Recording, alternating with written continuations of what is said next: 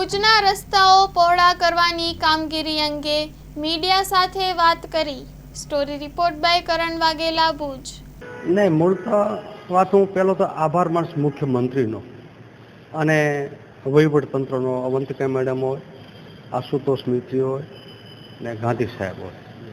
આ લોકોએ જે રીતે આપણે વાત કરી કે ભુજના જે રિંગ રોડ છે, જીયુડીસી બનાવ્યા 2004માં, વર્ષોથી એ રોડની રિસર્ફેસિંગ નહોતી થઈ અને નગરપાલિકાના હવાલે હતા, તો નગરપાલિકાને સ્વાભાવિક એટલું ફંડ પણ ના હોય અને કરી પણ ના શકે। એટલા માટે જે 20-22 વર્ષ ત્યાં ન થયાનું પહેલું કારણ એ છે। આપણે ધ્યાને આવ્યું, આપણે પૂછા કરી, ભાડાને પૂછ્યું તો ભાડા કે અમે તો સોંપી દીધા છે। એટલે આપણે મુખ્યમંત્રી આદરણીય ભૂપેન્દ્રભાઈને વાત કરી।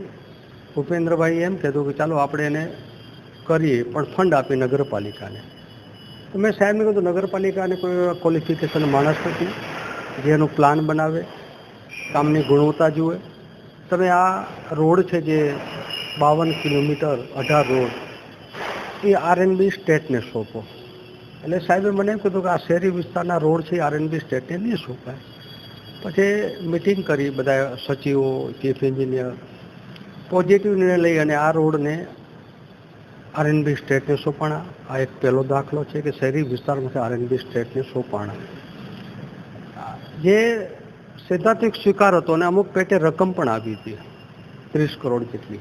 પણ છેલ્લા 2 દિવસ ત્યાં મને ફોન આવ્યો, મને કાગળ પણ આવ્યો કે ટોટલી જે 18 રોડ અને 52 કિલોમીટરના 94.માથે રૂપિયા છે, જે 94 કરોડ રૂપિયા એ મંજૂર થઈને આ હેડમાં જમા પણ થઈ ગયા। અને હવે મારો મુદ્દો એ છે કે રોડ જે જીયુડીસી બનાવ્યો, જે તે વખતે ટ્રાફિક ઓછી હતી, વસ્તી પણ ઓછી હતી, આજે 20-22 વર્ષ પહેલાં। હવે રોડની જે સંપાદન થયેલી જમીનો જે તે વખતે ભૂકંપ પછી એ જગ્યા કેટલી છે એનો દિયાલ ભાડાના પ્રાંત અધિકારી નગરપાલિકા ભેગા થઈ અને મૂળ જમીને ખુલ્લી કરાવી અને રોડ જે છે એનાથી પહોળા થાય આવું સૂચન મેં આપ્યું છે।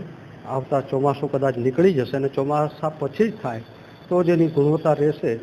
એટલે આવતા દિવસોમાં જે મૂળ રોડ છે એના કરતાં પહોળાઈ કેટલી ક્યાં વધે છે, કદાચ ડિવાઈડર ક્યાંક પહોળા હશે તો ડિવાઈડરને આંકડા પણ કરીને આવી અનેક રોડો જે ભુજમાં આવતા પ્રવાસીઓ, ભુજમાં આવતા ટુરિસ્ટો, આ લોકો ભુજની જે ઇમેજ રોડના કારણે ખરાબ થતી હતી, આના કારણે એક આખો માહોલ બદલશે અને ભુજના લોકોને જે વર્ષોથી રિંગ રોડ છે એવા 18 રોડ જે છે એ નહોતા થયા, એ થયાથી લોકોને પણ એક સુખાકારીમાં વધારો થશે।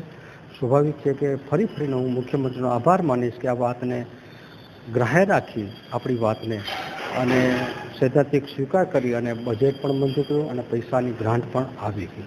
સાહેબ, રોડ પૂરા થવાથી વાહન વ્યવહાર સુદૃઢ થશે અને વાહનોને પણ જે ટ્રાફિક સમસ્યા છે ઘણા અંશે સરળ થશે। પણ ઘણી વખત એવું થાય છે સાહેબ કે રોડ પૂરા થાય છે પણ રોડની બાજુમાં ઘણી લારી ગલ્લાવાળા આવી જતા હોય છે અથવા મોટા મોટા વાહનો, મોટી કારો પાર્કિંગ થઈ જતી હોય, એના માટે કંઈક થાય તો? સ્વાભાવિક છે કે અવારનવાર પ્રાંતથી નગરપાલિકા ચર્ચા થતી હોય છે। રોડ છે, ફૂટપાથ છે એ લોકો માટેની સુવિધા છે, નહીં કે પાર્કિંગ માટે કે નહીં કે કેબિન માટે કે નહીં કે લારી માટે। સ્વાભાવિક છે આ સમસ્યા આજની નથી, વર્ષોની છે। આના માટે અનેક વખત મિટિંગો પણ થઈ છે, અનેક વખત પ્રયત્ન પણ થાય, પણ આવતા દિવસોમાં આનું સોલ્યુશન કેમ નીકળે એ બાબતે નગરપાલિકાને સાથે રાખી, ભાડાના પ્રાંતને અને મામલતદાર શહેરને જોડે રાખીને શું કરી શકાય, આના વિકલ્પ તરીકે એ લારીવાળા છે એને ક્યાં જગ્યા આપી શકાય, આના માટે પણ મારા મગજનું પ્લાન છે। મેં પ્રાંતને પણ વાત કરી છે કે એવા 4-5-6 પોઈન્ટ નક્કી થાય, જ્યાં નાસ્તાની લારી છે, જ્યાં ફ્રૂટની લારી છે, એ એક જગ્યાએ મળે, આવું પણ આવતા દિવસોમાં પ્લાન છે। જી સર, અંતિમ પ્રશ્ન સાહેબ, આપણી વાત કરીએ તો ઘણી વખત છે ને પાર્કિંગ પ્લોટના અભાવના કારણે માણસોને ન છૂટકે રોડ પર પાર્ક કરવાનું થાય, એવું પણ સમસ્યા થાય। ઘણી ભુજમાં ઘણા પાર્કિંગ પ્લોટ એરિયા છે પણ એ હજી ખુલ્લા નથી કરાવવામાં આવ્યા કે એનામાં દબાણો છે કે એ વિશે મારા સંકલનમાં મેં પ્રશ્ન પૂછ્યા હતા કે કેટલાક ભાડા એ રિઝર્વ પ્લોટ પાર્કિંગ માટે રાખે છે, કેટલાક ખાલી છે, કેટલા ઉપર એક્રોચમેન્ટ છે, કેટલા ઉપર પાર્કિંગ થાય છે, એને મને જવાબ આપ્યો હતો। પણ જે દબાણ હશે એ આવતા દિવસોમાં પાર્કિંગ માટે ખુલ્લા કરીને લોકોની સુવિધામાં કેમ વધે, લોકોને હાલાકી ન થાય। આખર આ વ્યવસ્થા, આ તંત્ર છે લોકોની સુવિધા માટે છે, લોકોની સુવિધા દિન પ્રતિદિન કેમ વ્યવસ્થિત બને એવા અમારા ઈમાનદારીપૂર્વકના પ્રયત્ન છે.